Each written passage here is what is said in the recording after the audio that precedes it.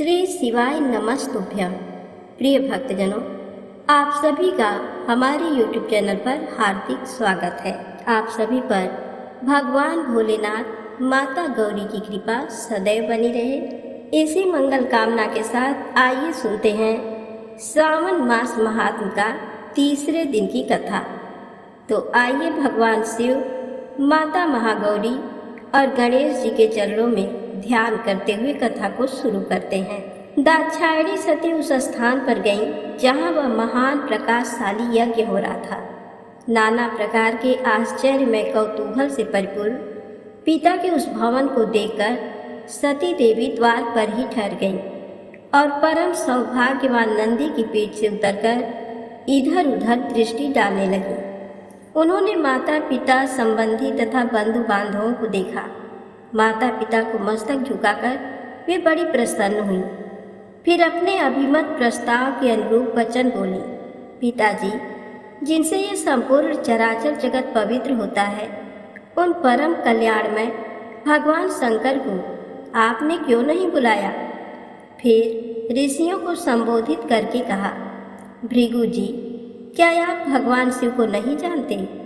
महामते कश्यप, क्या आप भी महादेव जी से अपरिचित हैं? अत्रि, वशिष्ठ तथा कर्म जी, क्या आप भी महेश्वर की महिमा नहीं जानते? इंद्र, इस समय तुम्हारा क्या कर्तव्य है? भगवान विष्णु, आप तो परमेश्वर महादेव जी को अच्छी तरह जानते हैं। ब्रह्मा जी, क्या आपको महादेव जी के पराक्रम का ज्ञान नहीं है? सती की बात सुनकर दक्ष ने कुपित होकर कहा, भद्रे, तुम्हारे बहुत बातें बनाने से क्या होगा? इस समय यहाँ तुम्हारी कोई आवश्यकता नहीं है। ठहरो या चली जाओ। तुम यहाँ आई ही क्यों? तुम्हारा पति जो शिव कहलाता है, अमंगल का मूर्तिमान स्वरूप है, कुलीन भी नहीं है, वेद से बहिष्कृत है। वह भूत प्रेत और पिशाचों का राजा है। इसीलिए इस यज्ञ के निमित्त उसको आमंत्रित नहीं किया गया है।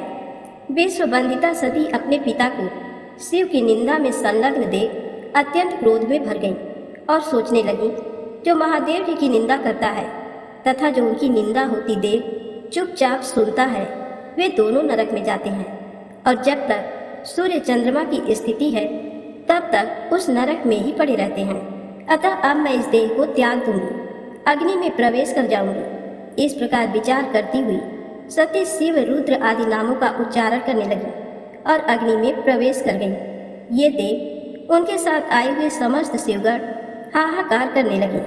ऋषि, इंद्र आदि देवता, मरुदगण, विश्वदेव, अश्विनी कुमार तथा संपूर्ण लोकपाल अवाक हो गए। दक्ष यज्ञ में सम्मिलित हुए सभी ऋषि मुनि इस घटना से भयभीत हो उठे। इसी बीच में महात्मा नारद जी ने महादेव जी के पास जाकर दक्ष की सारी करतूतें कह सुनाई। सुनकर भयंकर पराक्रम प्रकट करने वाले परम क्रोधवान जगदीश्वर महान रुद्र बहुत ही कुपित हुए। लोक संहारकारी रुद्र ने अपनी जटा उखाड़कर उसे पर्वत के शिखर पर क्रोधपूर्वक दे मारा। जटा उखाड़ने से महायशस्वी वीरभद्र प्रकट हुए। साथ ही करोड़ों भूतों से घिरी हुई कालिका भी प्राकट्य हुआ। महात्मा रुद्र के क्रोध और निश्वास से सैकड़ों प्रकार के ज्वर तथा 13 प्रकार के सन्निपात रोग उत्पन्न हुए। वीरभद्र ने भयंकर पराक्रमी रुद्र से निवेदन किया, प्रभु, शीघ्र आज्ञा कीजिए, इस सेवक से क्या काम लेना है? भगवान रुद्र ने आज्ञा दी, महाबाहुवीर, शीघ्र जाओ और दक्ष यज्ञ का विनाश करो। देवादिदेव शूलपाणी महादेव जी की ये आज्ञा सिरोधार्य करके महातेजस्वी वीरभद्र समस्त भूतों से घिरे हुए दक्ष यज्ञ की ओर चल दिए। उनके साथ कालिका देवी भी थीं। उसी समय दक्ष के यहाँ सहसा अपशकुन प्रकट होने लगे। धूल और कंकड़ों से भरी हुई रुक्ष वायु चलने लगी। मेघ रक्त की वर्षा करने लगे। संपूर्ण दिशाओं में अंधकार छा गया। पृथ्वी पर उल्कापात होने लगे। इस प्रकार के अनिष्ट सूचक उत्पात वहां देवता आदि को दिखाई दिए। दक्ष को भी बड़ा भय हुआ। वे भगवान विष्णु की शरण में गए और विनय पूर्वक कहने लगे, महाविष्णु, आप हमारे परम गुरु हैं, रक्षा कीजिए, रक्षा कीजिए। सूर्यश्रेष्ठ, आप ही यज्ञ हैं, इस महान भय से मुझे मुक्त कीजिए। दक्ष के इस प्रकार प्रार्थना करने पर भगवान मधुसूदन ने कहा, ब्राह्मण, इसमें संदेह नहीं कि मुझे तुम्हारी रक्षा करनी चाहिए, किंतु तुमने धर्म को जानते हुए भी महेश्वर की अवहेलना की है। महेश्वर की अवज्ञा से तुम्हारा सब कुछ निष्फल हो जाएगा। जहाँ अपूज्य व्यक्तियों का पूजन होता तथा पूजनीय महात्मा का पूजन नहीं किया जाता, वहाँ 3 संकट अवश्य प्राप्त होंगे: दुर्भिक्ष, मृत्यु तथा भय। इसलिए सब प्रकार से यत्न करके भगवान शंकर को मनाना चाहिए। तुम्हारे यज्ञ में महेश्वर का सम्मान नहीं किया गया है, इसी कारण ये महान भय उपस्थित हुआ है। इस समय तो हम सब लोग मिलकर भी इस भय का निवारण करने में समर्थ नहीं हैं। ये सब कुछ तुम्हारी दुर्नीति के कारण हो रहा है। भगवान विष्णु का ये वचन सुनकर दक्ष चिंतित हो उठे। उनका मुंह सूख गया। इतने में ही अपनी सेना से घिरे हुए महातेजस्वी वीरभद्र भी आ पहुंचे। उनके साथ काली, कात्यायनी, ईशानी, चामुंडा, मर्दिनी, भद्रकाली, भद्रा, त्वरिता तथा वैष्णवी, ये 9 दुर्गाएं तथा भूतों का महान समुदाय भी था। शाकिनी, डाकिनी, भूत, प्रमथ, गुह्य, कूष्मांड, करपट, बटुक, ब्रह्म राक्षस, भैरव, क्षेत्रपाल, राक्षस, यक्ष तथा 64 योगिनियों का मंडल, ये सब उस महान प्रकाशमय यज्ञ मंडप में सहसा प्रकट हो गए। भगवान शंकर के उपासकों ने देवताओं के साथ युद्ध आरंभ किया। लोकपालों सहित देवताओं ने भी शिवगणों पर अस्त्र शस्त्रों से प्रहार किया। यद्यपि वे लाखों की संख्या में थे, तथापि इंद्र आदि लोकपालों ने उन्हें रण से विमुख कर दिया। उस समय देवताओं की विजय और यजमान के संतोष के लिए महर्षि भृगु ने शिवगणों के प्रति उच्चाटन का प्रयोग किया था। इसी से उस समय देवता विजयी हुए। अपने सैनिकों की पराजय देखकर वीरभद्र को बड़ा क्रोध हुआ। उन्होंने भूतों, प्रेतों और पिशाचों को पीछे करके वृषभास्य को आगे किया और स्वयं भी आगे आ गए। महाबली वीरभद्र ने एक तीक्ष्ण त्रिशूल हाथ में लेकर देवताओं, यक्षों, पिशाचों, गुह्यकों तथा राक्षसों को भी उस युद्ध में मार गिराया। समस्त शिवगणों ने शूल के आघात से देवताओं को गहरी चोट पहुंचाई। फिर तो संपूर्ण देवता पराजित होकर भागने लगे। सबने एक दूसरे को छोड़कर स्वर्ग की राह ली। केवल इंद्र आदि लोकपाल ही विजय के लिए उत्सुक होकर वहां खड़े रहे। वे बारंबार बृहस्पति जी से पूछते थे, गुरुदेव, हमारी विजय कैसे होगी? तब बृहस्पति जी ने कहा, भगवान विष्णु ने जो बात बहुत पहले कह दी थी वह आज सत्य हुई। यदि फल रूप में परिणत हुए कर्म का नियामक कोई ईश्वर है तो वह भी कर्ता का ही आश्रय लेता है। जो कर्ता नहीं है उस पर वह अपना प्रभुत्व नहीं प्रकट करता। कर्म करने वाले को ही ईश्वर उसका फल देता है, न करने वाले को नहीं। वह ईश्वर केवल अनन्य भक्ति से जानने योग्य है। परम शांति और संतोष से ही भगवान सदाशिव के स्वरूप को जाना जा सकता है। उन्हीं से यह संपूर्ण सुख दुखात्मक जगत जन्म और जीवन धारण करता है। इस समय तुम्हारी विजय का कोई उपाय नहीं दिखाई देता। इंद्र, तुम मूर्खता और लोलुपता के बस इन लोकपालों के साथ यहाँ आ गए हो। बताओ तो इस समय क्या करोगे? ये परम शोभायमान गण भगवान शिव के किंकर हैं, वे ही इनके सहायक हैं। ये महाभाग कुपित होने पर जब संहार आरंभ करते हैं तब किसी को शेष नहीं छोड़ते। बृहस्पति जी का ये कथन सुनकर वे संपूर्ण देवता, लोकपाल तथा इंद्र भी चिंता में डूब गए। तदनंतर शिवगणों से घिरे हुए वीरभद्र ने कहा, तुम सब देवता मूर्खता के कारण यहाँ भेंट लेने के लिए आ गए हो। मेरे निकट तो आओ, मैं तुम्हें भेंट देता हूँ। सखे इंद्र, मित्रवर सूर्य, चंद्रमा, धनाध्यक्ष कुबेर, पाशधारी वरुण, मृत्यु, यमुना के बड़े भैया यमराज, मैं आप लोगों की तृप्ति के लिए शीघ्र ही भेंट अर्पित करूँगा। ऐसा कहकर क्रोध में भरे वीरभद्र ने सब देवताओं पर बाणों की बौछार आरंभ की। उन बाणों के आघात से पीड़ित होकर वे सब के सब 10 दिशाओं में भाग गए। लोकपालों के और देवताओं के पलायन कर जाने पर भगवान विष्णु भी चले गए। फिर वीरभद्र अपने गणों के साथ यज्ञशाला में आए। उस समय देवता, ऋषि तथा अन्य जो लोग थे उन सबको भगवान शिव के गणों ने परास्त कर दिया। महर्षि भृगु को धरती पर पटककर उनकी दाढ़ी और मूछ नोच ली। पूषा ने दांत दिखाकर हंसी उड़ाई थी, अतः शिवगणों ने उनके सारे दांत उखाड़ लिए। अग्निपत्नी स्वधा और स्वाहा को भी अपमानित किया तथा क्रोध में भरकर उन्होंने और भी ऐसे ऐसे बर्ताव किए जो वाणी द्वारा कहने योग्य नहीं है। दक्ष महान भय के मारे अंतर्वेदी में छिपे हुए थे। इस बात का पता लगने पर रोष में भरे हुए वीरभद्र उन्हें पकड़ लाए और उनका जबड़ा पकड़कर सिर के ऊपर तलवार से चोट की। फिर दक्ष के कटे हुए सिर को उन्होंने तुरंत ही यज्ञ कुंड में डालकर जला दिया। उस यज्ञशाला में दूसरे दूसरे जो देवता, पितर, ऋषि, यक्ष और राक्षस रह गए थे, वे सब शिवगणों के उपद्रव से भयभीत होकर भाग चले। चंद्रमा, आदित्यगण, ग्रह मंडल, नक्षत्र और तारे, इन सबको शिवगणों ने भगा दिया। ब्रह्मा जी अपने पुत्र दक्ष के शोक से पीड़ित होकर सत्यलोक को चले गए और वहां स्वस्थ चित्त से विचार करने लगे कि अब मुझे क्या करना चाहिए। इस अपमान के कारण ब्रह्मा जी को शांति नहीं मिलती थी। ये सब कुछ उस दक्ष के ही पाप का फल है। ये जानकर पितामह ने कैलाश पर्वत पर जाने का निश्चय किया।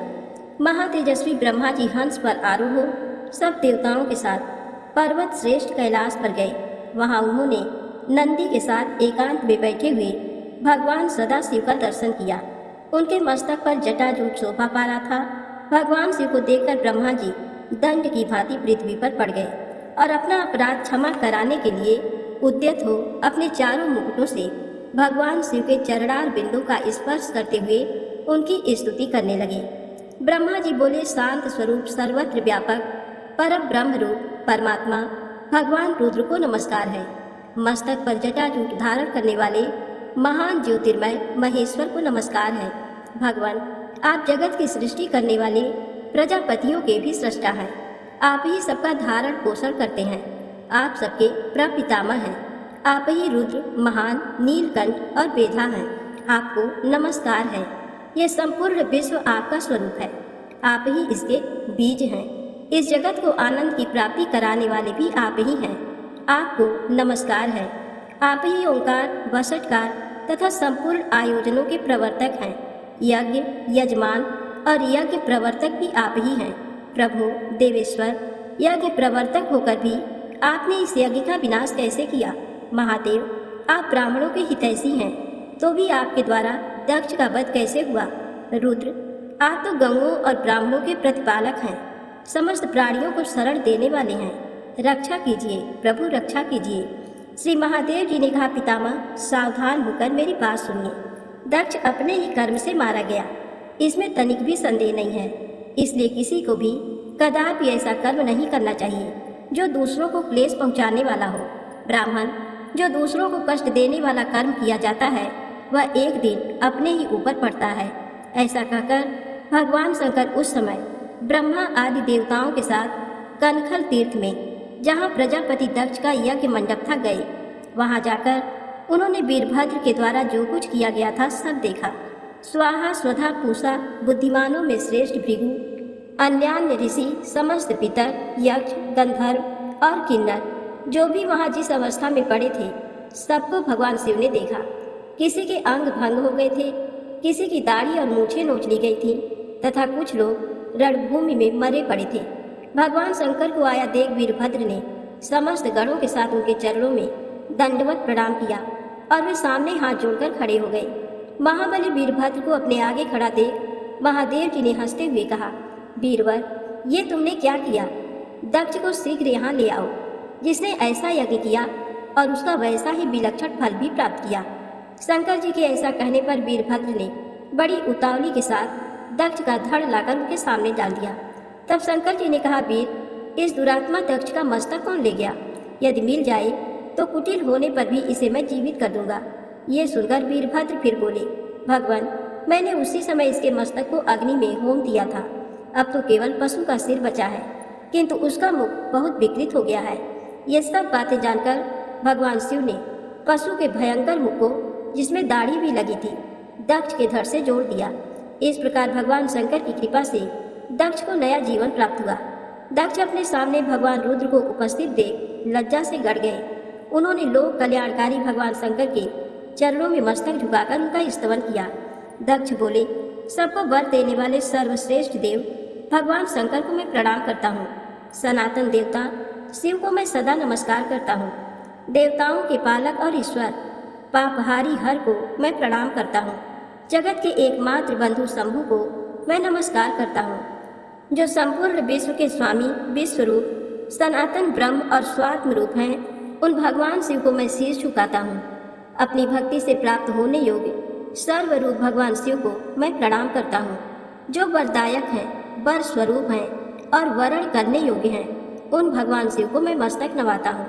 दक्ष के इस प्रकार स्तुति करने पर भगवान शंकर ने कहा, सूर्यश्रेष्ठ 4 प्रकार के पुण्यात्मा जन मेरा सदा भजन करते हैं। आर्त, जिज्ञासु, अर्थार्थी और ज्ञानी, इन सब में ज्ञानी श्रेष्ठ है। इसलिए समस्त ज्ञानी पुरुष मुझे विशेष प्रिय हैं। इसमें तनिक भी संशय नहीं है। जो ज्ञान के बिना ही मुझे पाने का यत्न करते हैं वे अज्ञानी हैं। तुम केवल यह के आदि कर्म के द्वारा संसार सागर के पार जाना चाहते हो, परंतु कर्म में आसक्त हुए मूढ़ पुरुष वेद, यज्ञ, दान और तपस्या से भी मुझे कभी नहीं प्राप्त कर सकते। अतएव तुम अंतःकरण को एकाग्र करके ज्ञान निष्ठ होकर कर्म करो। सुख और दुख में समान भाव रखकर सदा प्रसन्न रहो। तदनंतर दक्ष को वहीं कनखल तीर्थ में रहने का आदेश देकर भगवान शिव अपने निवास स्थान कैलाश पर्वत पर चले गए।